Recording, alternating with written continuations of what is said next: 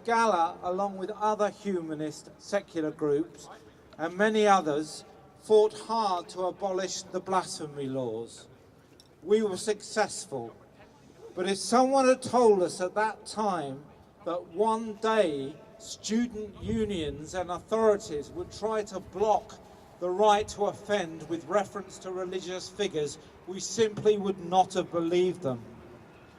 I thought the role of education was to question ideas, to scrutinise beliefs, to look objectively at issues, to cultivate a way of thinking for yourself, to see students and others in academic institutions trying to curtail the questioning of sacred ideas and sacred texts is a travesty of what education is supposed to be about.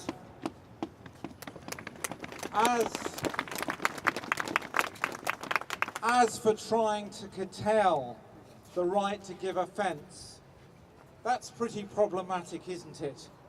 During the Gay News trial, I was offended by the idea that someone could be prosecuted for saying someone was gay. And what happens tomorrow if Allah's disciples in various colleges and universities across the country become offended in his name by the work of the local women's society or the activities of the local LGBT group? And what about the Muslims who see nothing objectionable about those cartoons? What about respecting their views? What about the risk of offending them? How far will we let this slippery slope go on? Now, the Jesus and Mo cartoons are satirical, but actually, those far-left groups and Islamists organising to protect sacred texts lends itself to satire by themselves. Inspired by the manoeuvrings of the SWP in these colleges and the other Islamists that go about threatening our students, I thought that we could have another set of cartoons. Looking at the Yiddish expression schmuck and the expression trot, I think we should have a cartoon of these ridiculous student manoeuvrings to get these motions through. Welcome to the world of trot and schmo. In the union motion that was passed, it was stated that these cartoons were somehow connected to hatred of religion, or even a hatred of certain people who practice religion. As a humanist, my interest is not the hatred of religious ideas, but hatred and harassment directed at an individual because they are associated with religion. Make no mistake, there are increasing attacks on Muslim people every day in this country.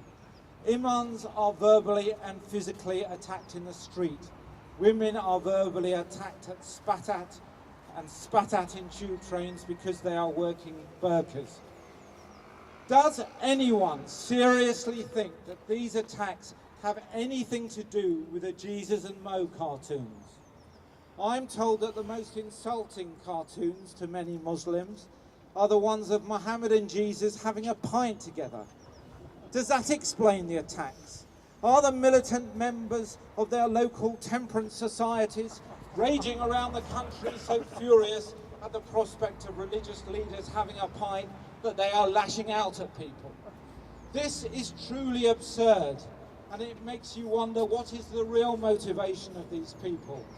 And the real motivation is about attacking the freedom of speech, the freedom to question, the freedom to mock, the freedom to think.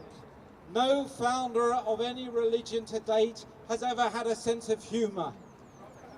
The American 19th century freethinker Robert Ingersoll, summing up the defence of the case against C.B. Reynolds, a man accused of insulting Christians by distributing blasphemous leaflets. And by the way, that speech, I suggest you all go and study it because it's a brilliant, brilliant speech about what we're talking about today, about blasphemy and free speech. Absolutely excellent. Everyone should read it. But if you do read it and burn it and mock it, I promise I won't take a fatwa out on you. This is what he said about the futility of trying to stop people thinking what they want to think. If you could only imprison a thought, then intellectual tyranny might succeed. If you could only take an argument and put on a striped suit of clothes on it, if you could only take a splendid shiny fact and lock it up in some dungeon of ignorance so that its light would never again enter the mind of man, then you might succeed in stopping human progress. Otherwise, no. I want to say to the AHS and their supporters, thank you for supporting human progress. Thank you on our behalf for supporting the right to free speech and thought.